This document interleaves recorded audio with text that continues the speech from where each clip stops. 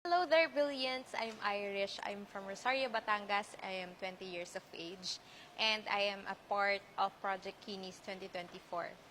So, before ako sumali sa Project Kinis, I am experiencing severe acne, and yung face ko is napakarami niya acne in different sizes. Sometimes, mas madami yung mga cystic acne, and sobrang sakit niya.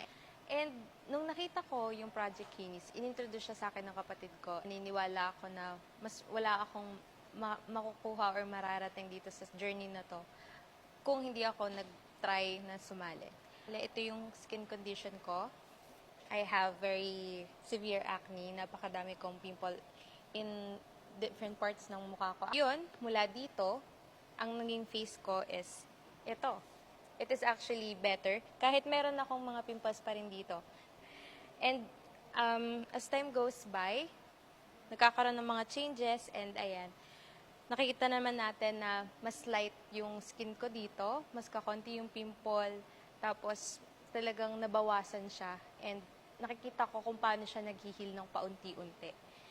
And sunod naman, ayan. And ito, my recent photo. Ito yung before picture and ito yung after nung sumali ako ng Project Kinis. And that is my Project Kinis journey.